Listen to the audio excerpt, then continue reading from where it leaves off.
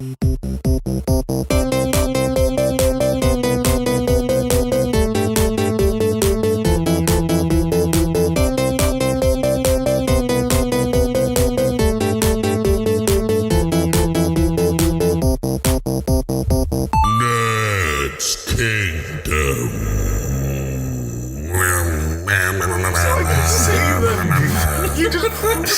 ruined everything for you. So it's been a while since we've all been around the same table having a nerdy discussion. Yes, because Sam's left us. Yeah, you monster. Yeah, I actually regret that decision now. You What? We're recording. I know. We've been recording for like a solid minute now. I assume. This one is going to be a bit different. We're not going to have big lists of items. We're just kind of going to chat, see where the discussion takes us, and talk about some of the stuff that we've missed in the month that we've not had a show on properly. Wow. This is a month. So there's a couple of things that I want to start off. So I'm going to start off right off the bat because something that we were talking about earlier when I last saw you was Krypton. Oh. The sci-fi series Krypton. I've now watched the first episode. And I think it's a solid. It's worth watching. You think it's worth watching? I think it's definitely worth watching. Okay. It's set about 2 generations before Superman. Isn't it in the Man of Steel universe? It's really interesting. It's in a kind of an amalgamation of the Man of Steel universe and the Richard Donner universe. So right. So it's not. It's permanently Superman, but there's like an aesthetic that's kind of an amalgamation of both. And weird. It's a lot because they use like crystals and stuff from like the Richard Donner one, but then there's like the city in general. It looks a lot like the Zack Snyder version, and it's a lot of it's interesting because they've got this whole thing where Seagal, who is Superman's grandfather or great grandfather? Do you mean Steven Seagal? Steven Seagal, Superman's father. He's basically something called cashless, and it's him working his way back up to being a somebody. And there's like this ticking clock of somebody's come back in time to make sure Superman is never born.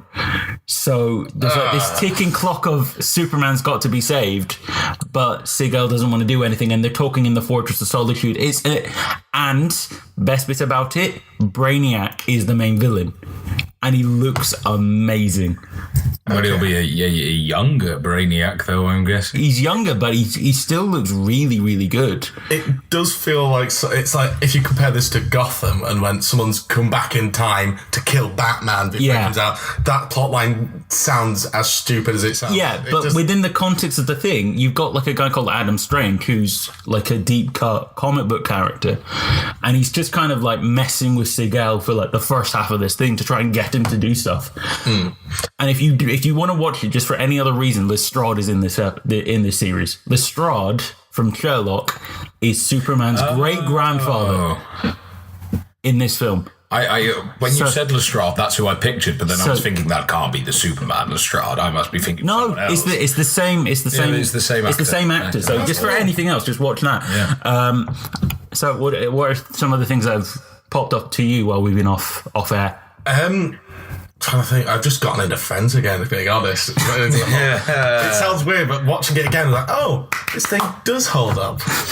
Does it hold up? I haven't actually given it a chance. If you acknowledge anyway, it is in the 90s, and you don't try and assume that you don't try and watch it from a modern perspective, it's fine. Yeah, I love how though even at the 90s, there's still things that you can't do anymore, even from the 90s. It's weird. It is weird. It's like when you look back at Little Britain, which was only the beginning of the 2000s, and they're all doing blackface everywhere. You can't do that nowadays. You couldn't get away with that. Yeah, like League of Gentlemen. Yeah, like League of Gentlemen, the original Papa Lazarus sort of thing. Yeah, and then when you look at the Christmas special of League of Gentlemen and Papa Lazarus, very interestingly, you don't see him in his face in a close up. You don't actually. You just see him in silhouette. You just and it is quite interesting. It's actually now that you mention it, things like that. I was watching the 2 Ronnies the other night because that's just come on Netflix and it's amazing. But that's of course from the 80s, which is a completely completely different era. And some of the things he comes out with, and Ronnie Corbett comes out with in some of his jokes, even just make me flinch a little bit. But that's just a product of its time. Yeah. Another thing It's just quite interesting. It's fascinating.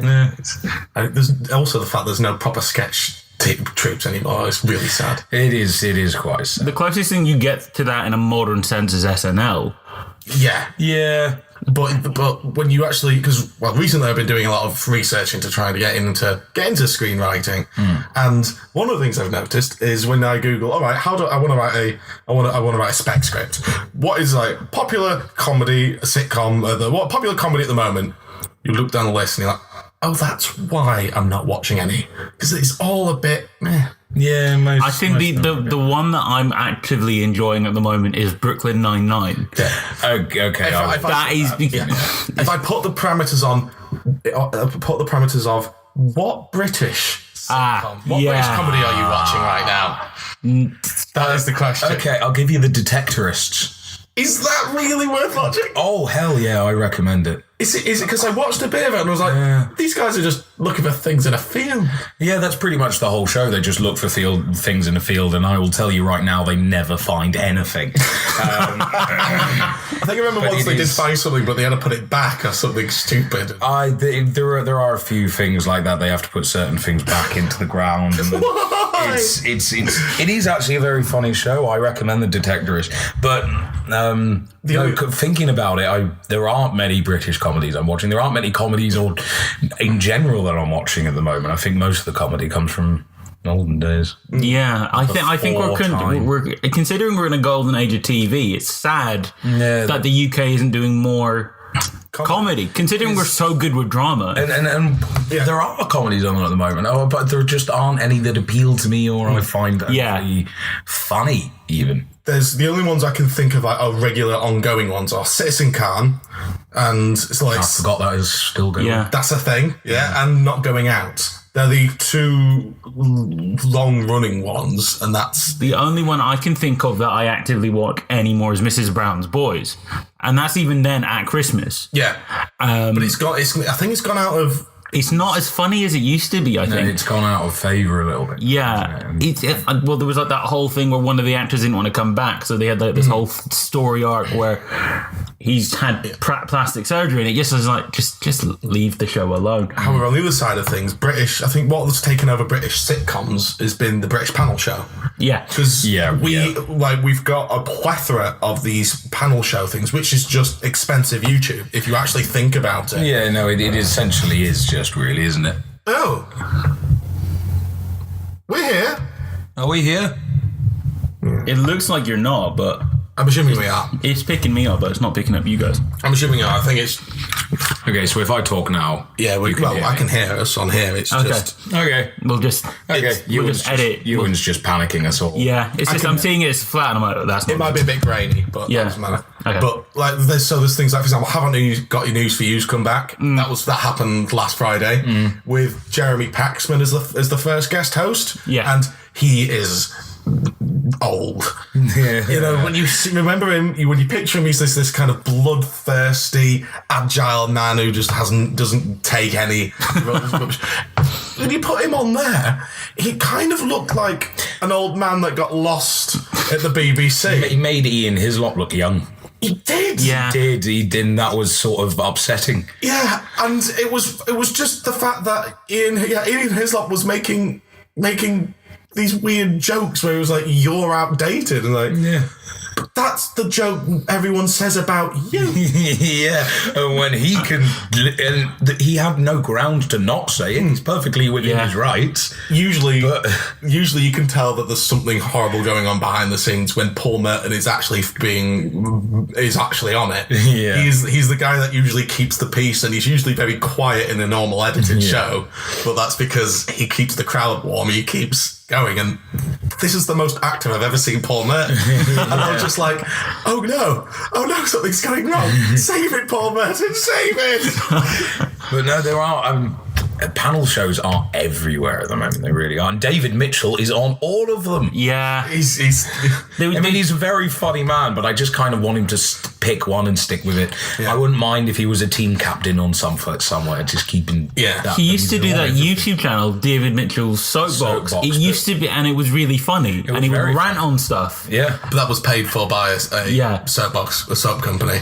Yeah, but like, just go back and redo that. It's because that was very funny. Like Russell Howard, when he's on it about like modern stuff like Donald Trump, I find hilarious. Like I really enjoy. I don't like his stand up. I like his stuff on his Sky show, and when he was doing Russell Howard's Good News, I thought that was some of the funniest I've ever seen it, because he's reacting to the world around him. Yeah. And that's where I think some of the best comedy is. It's why like stuff like SNL, when they go in hard on Donald Trump, it's funny. And then like last weekend they did one with Chadwick Boseman, and they're talking about white people doing the Wakanda Forever sign. And it's like the whole joke is that white people don't give anything back, and I'm like, yeah, it's true. Hey, it's so funny. So if you ever get a chance, just go and watch the Chadwick Boseman SNL. I did watch a few of them, like Black Jeopardy. Yeah. It just shows how out of it T'Challa is, because he's coming from this beautiful land where everybody's equal, and it's just like, nah, mate, this isn't how it is. It's so funny. Speaking of going to America, one of the other things which happened whilst we've been off is Darren Brown is on Netflix. Bits of Darren Brown are on Netflix, but the new stuff, and like for example, the recent one is The Jump. Luckily, if you want any of his other stuff, go on YouTube, because it's all there.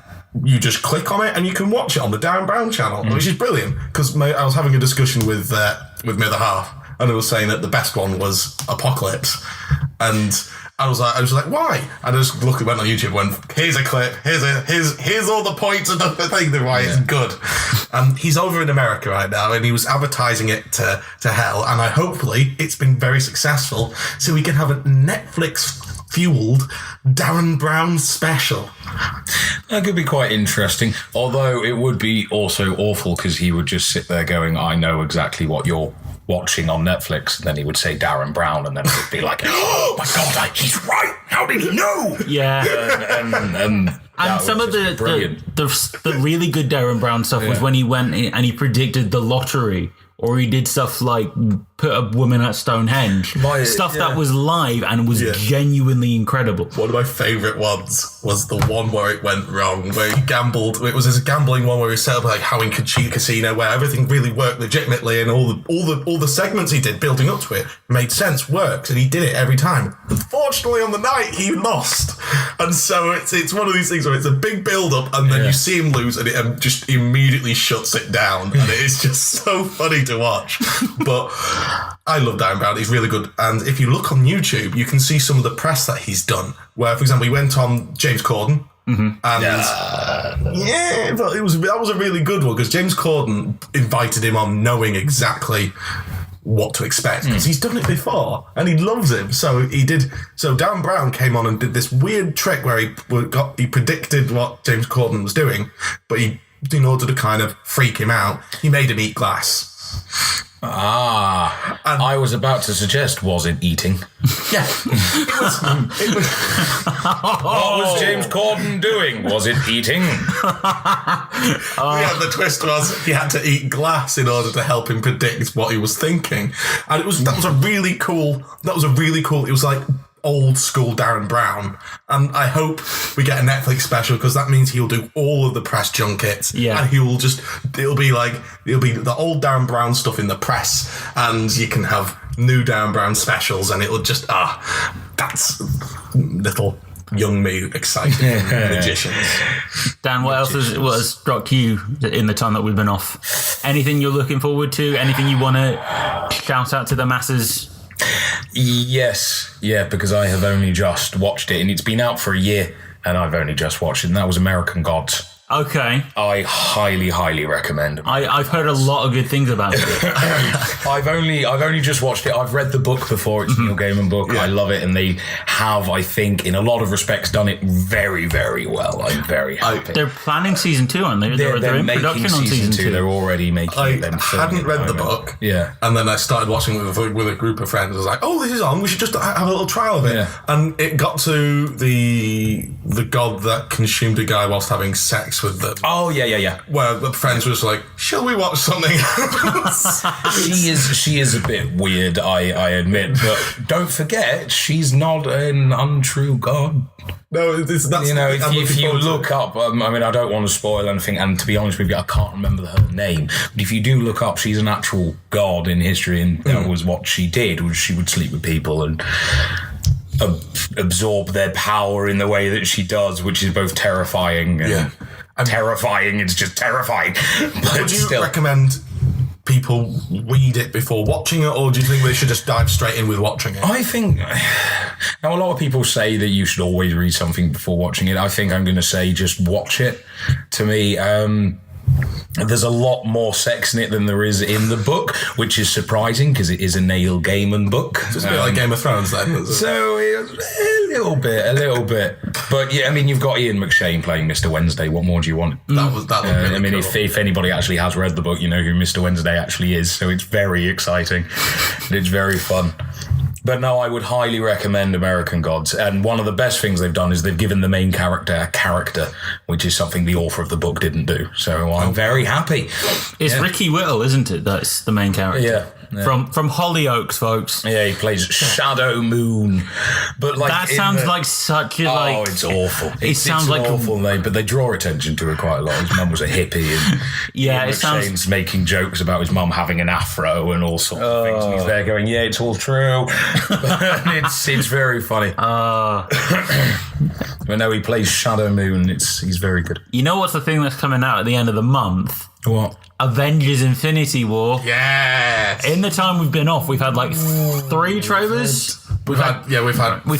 I've stopped watching them because I don't need to be advertised to anymore. I'm going to go see it regardless, and I want to go see it as knowing as little as I can. I want to be amazed by it. The thing I love about this marketing campaign is that it's literally like 2 or 3 scenes, I think. It's a couple of scenes, and they add like a couple of like a second or 2 extra, and all the nerds in the world are going, "Oh my god!"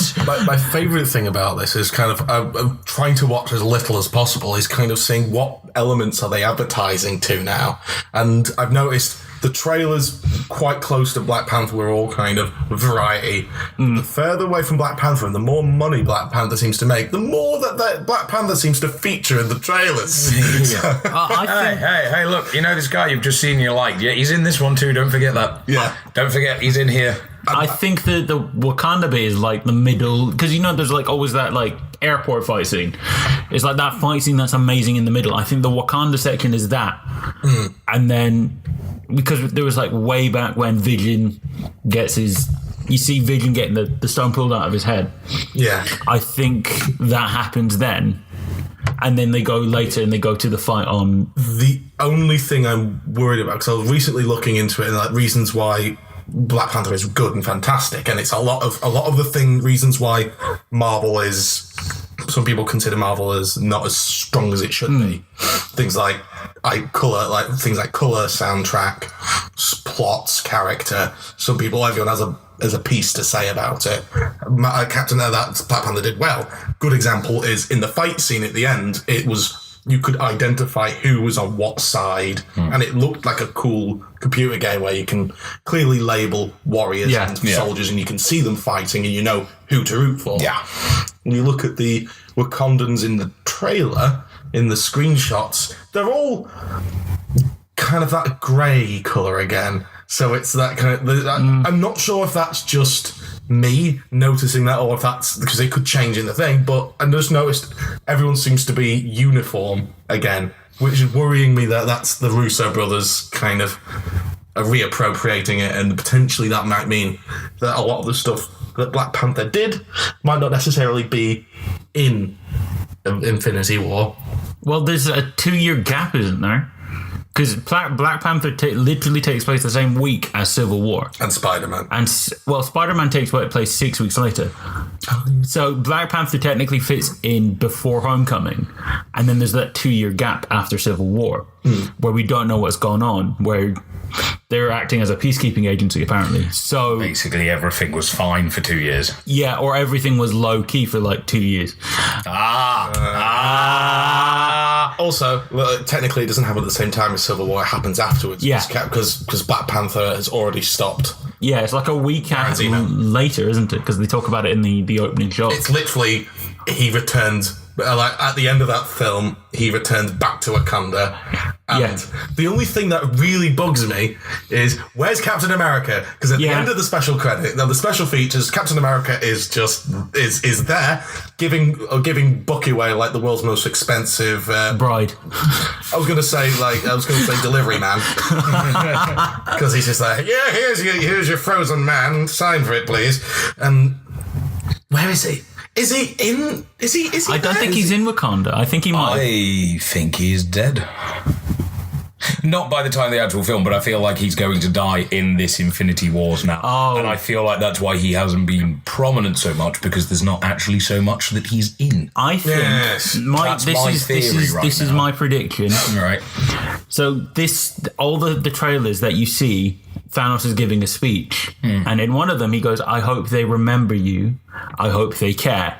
I think he's saying that to Steve Rogers as he's killing him, because you see Steve in the last one just holding Thanos' glove, and he's putting a lot of effort into that. I think in that one bit we lose Cap, we lose Vision, and we potentially lose Black Widow. However, one of the things I've noticed is, because a lot of people online are talking about, Steve Rogers' eyes are yellow. And I was like, interesting. Like and also the only person I've seen doing that as well is Vision.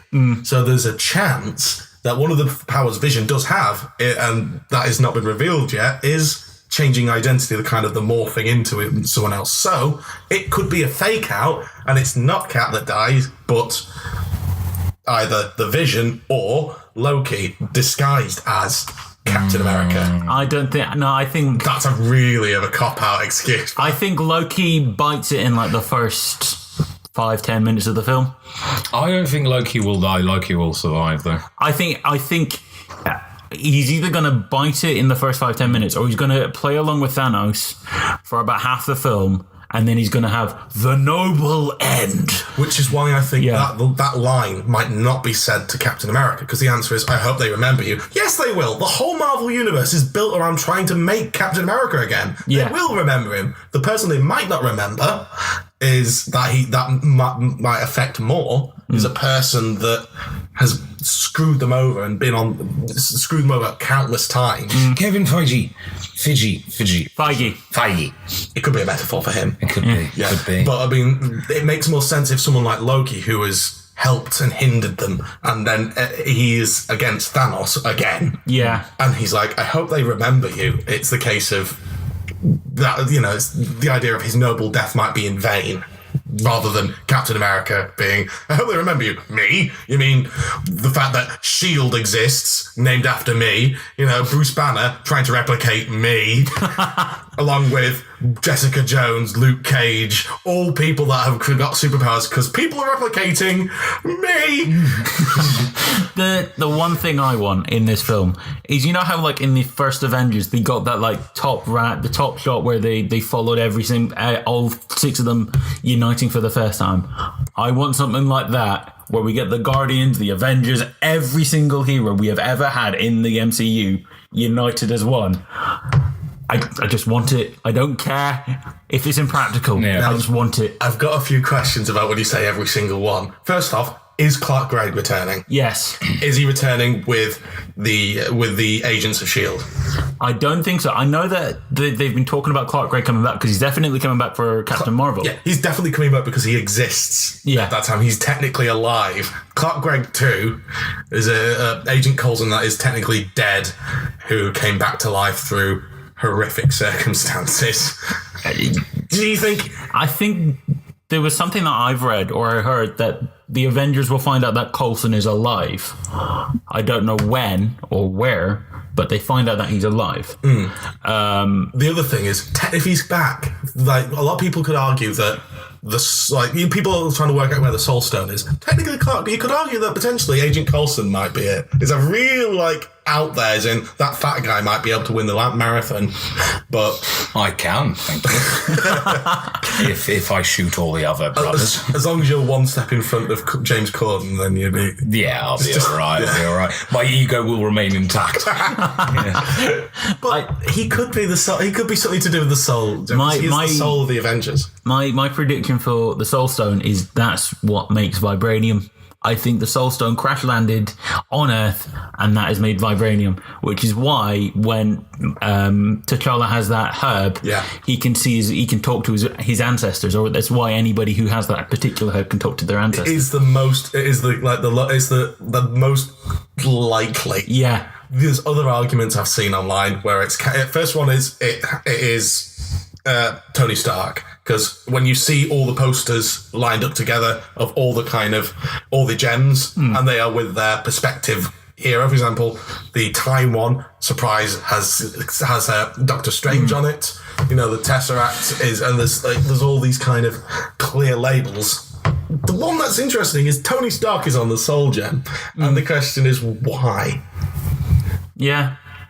Other ones is Captain America. A lot of people are saying it is someone rather than something.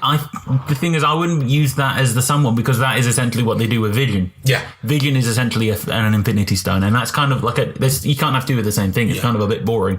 The only other one that makes sense is there's the spelling out Thanos' name theory. Each of the gems is a part of the Thanos name. So for example, T is Tesseract, A is H is missing. A is, I think, Amulet Agamotto. I think. I thought it'd be Aether, but Ether. Yeah, that's it.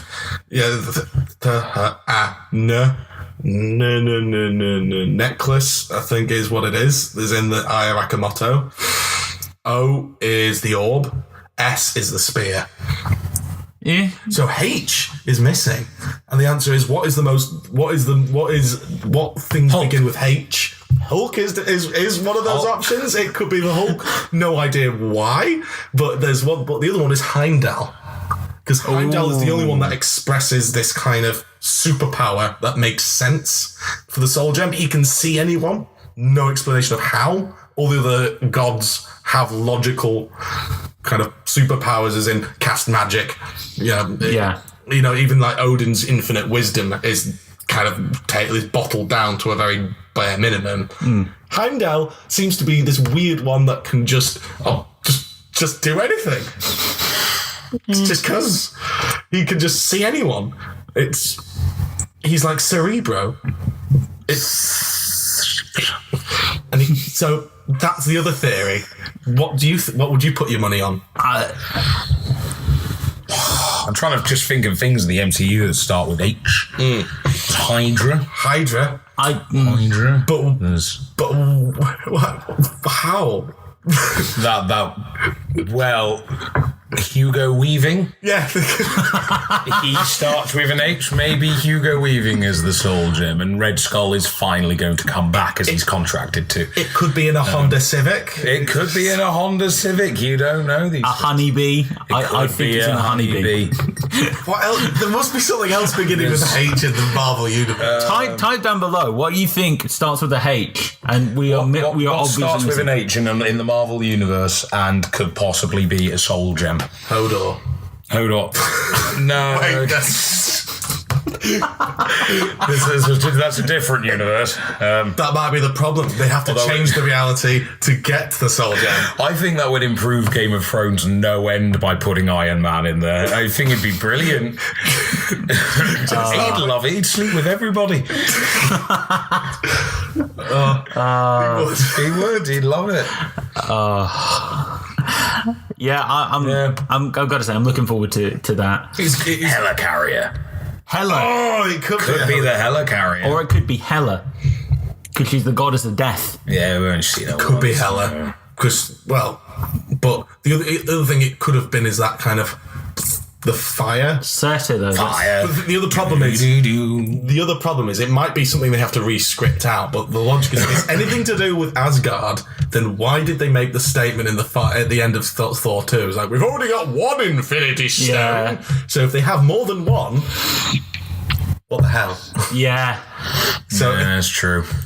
So, but in Iron Man's in the comics, or in the weird side of Iron Man's comics, he was not just a human, he's an alien. Yeah. There's a weird side where he's surprisingly a secret alien character. That's like, he was like, his father had sex with an alien. Some weird background where he's not fully human. They've got a extraterrestrial explanation for his intelligence. Then there was that period where Iron Man was the younger version of Tony Stark as a teenager, just flying around. That was in the 90s. So in the comics, there is weird explanations for why why he could potentially have. Okay. It's why they reboot everything in the comics every 5 years. They just get too complicated. I'm looking forward to the reboot at the end of this thing, because I can finally have Doctor Doom, and I hope that's the one thing I want from this Disney thing. They can drop everything else. I just want Doctor Doom. I want Doctor Doom and Galactus. Yeah! I just want to see Galactus coming towards Earth, not as a giant space cloud. Because that is the best. That is the best next phase of the universe. Because you could have all this thing where it's kind of, you could have this moment where it's that kind of, oh god, we defeated it. We've got the Infinity Stones. We've hidden them everywhere else.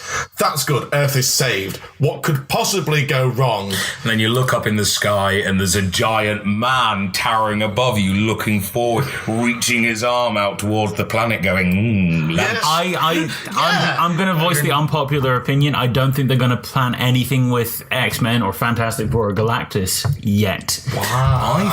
Because they still have to get the thing through. Kevin Feige has always said he had the version of Civil War with Spider-Man and the version without Spider-Man. I think they're going to plan everything as if they're not going to get it, in which case they'll and even then they'll wait at least 3 or 4 years to get X-Men and Fantastic Four, give them a bit of a break so that when they come back on the scene, you give them the big thing. You don't want them to rush those characters, because that is precisely what Fan Four Stick was. But luckily, that's what we've got. We've got 2 films. We've got 2 films which are franchise rebooting that take a course of a nice chunk of time for them to do that, and they've not really announced much. Yeah, they've announced dates, and we haven't announced. And they've kind of let slip certain things. Oh, like what? They've let slip. Well, Tom Holland let slip that they're going to do Spider-Man 2 and 3. With him. To be fair, Tom Holland, that's... Black Panther, we know, is getting another getting another one. No, I didn't think that did well enough to constitute that. Apparently it's getting a sequel for some Doctor reason. Strange is getting a sequel, so we know that those 4 are there. That's half of the release date. So, and then Guardians of the Galaxy 3 as well, that's 5. It did good, I suppose. So we've got those 5 there. So then they're gonna, if we follow by the same logic that they've been doing, they're gonna have one old character that we know, and then they're gonna introduce a new character. In which case, my bet for number 6 is you're gonna get a Nova character, specifically the Nova, as in the younger Nova. You're gonna probably get a Black Widow movie. And you're probably going to get an A-Force movie, which is an Avengers team with all the female characters. I see what you mean. That's my prediction. A female-led story is a yes, because it's a yes. But I think if you're looking at what they know worked and what didn't, it was risks. Yeah. Every phase of the Marvel Universe so far, risks were the most profitable. Yeah. So risks always are, and that's annoyingly what studios don't. Or what they ignore. They go, I'll remake something because it will make money. But think about throughout history the amount of risks that people took and how huge those franchises became. Yeah. Star Wars was a risk when you first made Star Wars. Nobody thought it was going to do very well. The MCU in itself is a risk. Exactly. The MCU had never been done before. A cinematic universe on this scale had never been done before. And someone turned around and went, now let's try it. And it worked. Well, you could argue with the MCU that the horror movie you had like the all right. You Abbott and Costello, but yeah. If you look at luckily I've got my Avengers things right next to us so we can look at them. But if you look at the kind of the timeline of the MCU and you say risk versus versus a balance, high risk versus low risk films. Iron Man, that was a risk. No one knew him. That was but it's successful. Then Iron Man 2, low risk. Yeah. It was a low risk film because it was the first, because it was the same film again, but officially a part of the Marvel Universe. Yeah. That was low risk, and it didn't do as well. It wasn't really well received. Captain America, high risk because it was a nice guy. But up until Captain America, no one could genuinely play a nice human being as a lead. Is in the sense of there's no flaws. His personality has no flaws, which is a problem. I'd argue Superman, the original Superman, with Richard Donner, was the last time we had a genuinely uncomplicated nice guy. Yeah, and that came off as a success. Thor was also a risk because no one knew the Norse mythology, so that did well. Avengers, no one had did that before. High risk. High risk, and it happened, and it worked very well. Iron Man 3. Would you say that's a high or low risk film? I'd say it was still very low risk. I'd say it's low risk. And what did it do? It did meh. It did meh at best because the nerds were angry with what they did to the Mandarin, and anybody who had never read a comic were like, eh. Yeah. And Iron Man 3 is Iron Man 3 Thor: The Dark World. Yeah, it's not as good. Yeah. It was a low risk film with low reward. Now we've got Captain America: The Winter Soldier. That was a risk because putting Captain America not just in his own time, making him work as a character, but putting him in the modern world. Yeah. That was a high risk that he might not. I'd argue that's a low risk because we've already seen him in the New World, and we already know that he's a popular character. So he's a good. The risk that they took was dismantling S.H.I.E.L.D. It wasn't Captain America himself. It was the dismantling of S.H.I.E.L.D. That was the risk in that film, and it paid off. Guardians of the Galaxy was a high risk and a half. You could argue Guardians of the Galaxy was possibly the highest risk they took. And you say that all of these characters, most people had at least heard of Iron Man and Captain America. I didn't know of Star-Lord before this. Exactly. Yeah. I didn't know about Star-Lord. I didn't know about Rocket Raccoon. Yeah. Any of these people. I knew nothing about them. And when it was announced and when it started coming out, I remember even my Craig, who's a big Marvel fan, was even going a bit, I don't know who these people are. I don't know a whole lot about them. But it worked and then some. Yeah. And then Avengers came along, the second one, which was very low risk. The lowest risk of them all. You could argue that the risk of trying to repeat their success was a high risk. However, the studio made it as low risk as possible, which is what Joss Whedon openly said was a problem. Yeah. Because up until in the phase one, Joss Whedon was basically the ghostwriter of the Marvel Universe. And then when it came to the point where he was the king, they wanted someone else to do what he was good at, and it's like, no. Yeah. Which is probably why he slept with all those women. We got then Ant-Man. There's always an excuse, isn't there? I think we can go. We've got another show that we're going to record, so we can go into. We'll go into our list. The actual Marvel. So there's high and low risk. You can see the pattern, and then you come to the recent ones just to finish off, where you have Thor Ragnarok. You have Spider-Man Homecoming. You've got Black Panther. These are going stylistically high-risk films. They could have just bombed. Those three could have just destroyed us. Yeah. But it went well. It worked. Yeah. That's what I want. Let's wrap this up because we're approaching 40 minutes. I wouldn't be doing my job as a Star Wars nerd if I didn't mention that we got another Han Solo trailer this week. Oh, we did. It was alright. It was interesting. I think we got the most Han Solo moment out of Alden Ehrenreich yet. When Chewie's like, nah. Well, what do you know? that felt like Han Solo. I learned that Chewie is 130 years old. What? Yeah. He's 100 and... At what point? In Solo. In Solo. So by the time... By the time it's A New Hope, he's about 140. By the time it's Force Awakens, he's about 200. No! No! So when He's an old Chewbacca. In his first appearance chronologically, that means he's about 100 years old? Yeah. He's about 100 years old when he talks to Yoda in the third one. Yeah. Which means he's... So, yeah, and the reason was, it was kind of like, how do you know to drive? You what? You're 130 years old. Right, so that has changed so much. I'm not... Also, technically mean that Ewoks might be really, really young Chewbaccas. That's my theory. They're really young. They're literally just like our age. They're 24, 25 years old Chewbaccas, and then they grow. They just literally just grow tall. And they just grow tall and tall and tall, and then it's down there. Right, quick question as we end it out. Your excitement for Infinity War on a scale of 1 to 10. How 10 being I can't wait, 1 is Yeah, I'm a 9. 9? Yeah. I'm going to say, I think I'm a 10 because 10. This has been my life, my childhood. I'm probably a solid 10. Han Solo, where are we standing on that? Oh, I'd give it a 7. I'm not going... I'm slightly excited for it. I'm probably more excited than I am for most Star Wars films, but still just... 5. I want to go see it, but I was really excited to see Ready Player One, and I haven't seen it yet, so I can't really say I'm excited for Solo until I've seen that. I'm probably about an 8, but that's because I'm a Star Wars nerd, to add 1 point for everything. And then finally Deadpool 2, which we haven't really touched on. Where are you at on that one? I am a 5. You're a 5, okay. I'm an 8 because I think if they are going to try and have any subtle confirmations of a MCU Fox combination, this is the film to drop that bombshell in.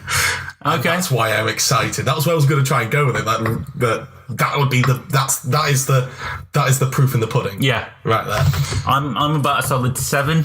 So I'm definitely the lowest there. I'm very worried about Deadpool. Very worried about it. Yeah. So on that kind of bleak note on the end, bye. Hopefully we'll be a bit more on it. I hope you picked that up. Yeah, I think we did. Yay. Check back for more stuff soon. Yay! Bye. Bye.